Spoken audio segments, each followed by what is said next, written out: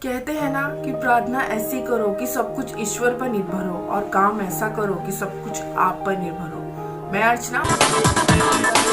हमारी इच्छा के अनुसार हमने अपना काम पसंद किया तो हमको उसको पूरी दिल और पूरी ईमानदारी से करना चाहिए। मैं एक कहानी सुनाती हूँ एक ठेकेदार की, जो अपने काम के प्रति पूरी तरह से समर्पित था। वो अपने काम को इतना दिल लगाकर, इतना मन लगाकर करता था कि उसके काम में वो सफाई नज़र आती थी। उससे काम करवाने के लिए लोग तरसते थे, कहते थे कि मुझे इसी ठेकेदार से काम कराना है। और वो ठेकेदार अपने मालिक के लिए काम करता था और उसके काम में इतनी सफाई थी कि लोग उसके मालिक को कहते थे कि मुझे यही ठेकेदार चाहिए मेरा काम कराने के लिए, मुझे यही बंदा चाहिए। कहते हैं ना लोगों को कि काम में अगर आपकी सफाई है और काम अगर आप बहुत निपुणता से करते हैं कि उसमें कोई भी कमी नहीं और इतनी सफाई से करते हैं कि कहते हैं ना कि लोगों को पहली बार में ही पसंद आ जाए, तो वो ठेकेदार ऐसा ही काम करता था कि उसके काम में इतनी सफाई थी, इतनी निपुणता थी कि उसके द्वारा किया गया कार्य लोगों को बहुत पसंद आता था और वो अपने काम पूरी ईमानदारी से करता था। कोई भी कमी नहीं छोड़ता, चाहे वो कंस्ट्रक्शन की हो चाहे मटेरियल्स की हो, कोई कमी नहीं छोड़ता था। और उसका मालिक भी उस ठेकेदार को बहुत मानता था, इसी वजह से कि वो ठेकेदार अपना काम पूरी ईमानदारी से करता था। 1% की भी कमी वो अपने काम में कभी नहीं छोड़ता था। तो ऐसे ही ठेकेदार अपनी ज़िंदगी के उसने सारे पल अपनी ठेकेदारी में बिताए थे, पूरी अच्छी तरीके से काम किए थे। और वो मालिक भी उसको इसलिए मानता था कि उस जगह पे, उस शहर में उस नाम बनाने के लिए उसके मालिक में, इस ठेकेदार ने उसकी बहुत मदद की थी।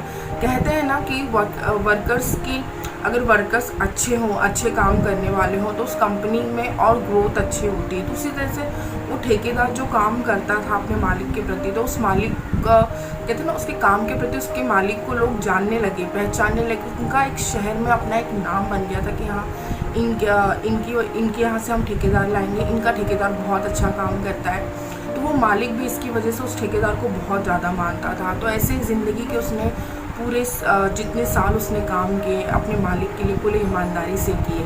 और उसके बाद एक समय के बाद एक पल ऐसा आया कि उस ठेकेदार को ऐसा लगा कि अब मुझे रिटायरमेंट ले लेना चाहिए, मुझे अब मेरे पास जितना समय बचा है मुझे अपने परिवार के साथ बिताना चाहिए। तो वो अपने मालिक के पास गया और कहा कि मालिक मैं अब रिटायरमेंट लेना चाहता हूँ और अब जितना भी समय मेरे पास है मैं अपने परिवार के साथ बिताना चाहता हूँ। तो उसका मालिक 2 मिनट सोचा और वो मना भी तो नहीं कर सकता था, क्योंकि उसने इतनी अच्छी बात कही थी कि उसने पूरी ज़िंदगी तो काम किया, लेकिन अब अपनी ज़िंदगी के जो पल उसके पास बचे हैं रिटायरमेंट के बाद, वो सोच रहा है कि वो पल मैं अपने परिवार के साथ बिताऊँ। तो उसके मालिक ने कहा कि ठीक है, मैं तुम्हें मना तो नहीं करूँगा, लेकिन बस इतना कहूँगा कि रिटायरमेंट से पहले मेरे लिए एक काम कर दो, मेरे लिए एक बंगला बना दो, उसके बाद तुम आराम से रिटायरमेंट ले लेना, मैं तुमसे कुछ नहीं कहूँगा। तो ठेकेदार 2 मिनट तो सोच में पड़ जाता है कि मतलब अब मैं इतने साल मैंने काम किया, मैं रिटायरमेंट किया, फिर जाते जाते भी मुझे मालिक ने एक काम पकड़ा दिया। ये हाल वैसे ही होता है जैसे कि हम घर जाने के लिए ऑफिस से निकले और बॉस ने हमें कह दिया हो यार एक फ़ाइल है इसे भी कंप्लीट कर दो फिर जाना। तो उस ठेकेदार का भी मूड ऐसे ही ऑफ हो गया, बट उसने कुछ नहीं कहा अपने मालिक के लिए, क्योंकि वो अपने मालिक को बहुत मानता था। उसने जैसे तैसे अपने मालिक के लिए वो काम कंप्लीट किया। वो काम क्या था वो मैं आपको बताती हूँ। उसके मालिक ने उसे जो काम दिया था, एक बंगला बनाने का काम दिया था। उन्होंने कहा था कि एक बंगला तुम्हें मेरे लिए तैयार करना है और बहुत अच्छे से, जैसे मेरे सपनों का महल होना चाहिए। तो ठेकेदार ने उसी तरीके से कोशिश की, पर उसके काम में मन नहीं लगता था, क्योंकि जब वो बोलते हैं ना हम अंदर से एक बार जब मन बना लेते हैं मुझे रिटायरमेंट जी, फिर हमारा काम में मन नहीं लगता। तो उस ठेकेदार ने ना मटेरियल्स पे ध्यान दिया ना कंस्ट्रक्शन पे ध्यान दिया, जैसे तैसे उसने अपने मालिक के लिए वो बंगला बनाकर तैयार किया। और जब वो बंगला तैयार हुआ तो उसके बाद जब वो चाबी देने के लिए अपने मालिक के पास फिर गया तो चाबी उसने मालिक को चाबी थमाई, बोला मालिक आपका काम पूरा हो गया, बंगला आपका तैयार हो गया, ये लीजिए चाबी।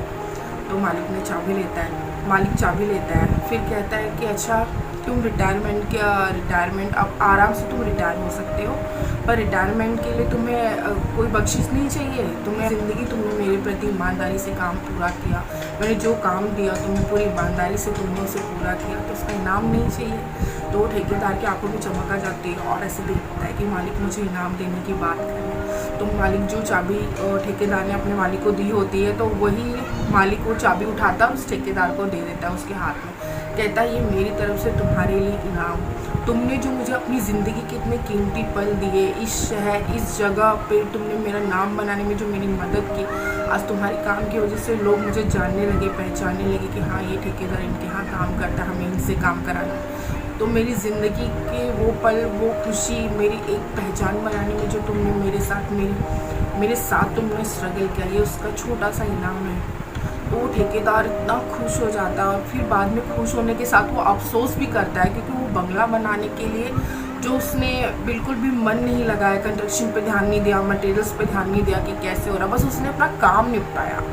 तो वो सोचकर वो उदास हो जाता है, पर कुछ कहता नहीं और वहाँ से खुशी खुशी चला जाता है और चला जाता है। तो इतना ही कहना चाहूँगी यार कि कभी भी ना, अगर कोई काम आपको मिलता है, जाते जाते मिलता है, आप सोचते हैं कि मेरा काम होगा, एक काम आता तो उसको निपटाइए मत, उसको पूरी ईमानदारी से पूरा कीजिए। क्या पता वो कौन सी खुशी आपके लिए ले आए। तो अपने काम को आप ज़िंदगी किसी भी पड़ाव पे हो, कोई भी काम क्यों ना कर रहे हो, आपके पसंद का है तो उसे पूरे दिल से करिए, चाहे वो आपके लिए आखिरी काम हो, चाहे पहला काम हो। तो अपने काम को, अपने बोलते हैं ना, अपने काम को पूरी ईमानदारी और पूरी निपुणता के साथ करना चाहिए। जब तक आप किसी के लिए काम कर रहे हैं तो अपने काम के प्रति हमेशा ईमानदार रहिए, उसको हमेशा निपटाने की कोशिश मत करिए।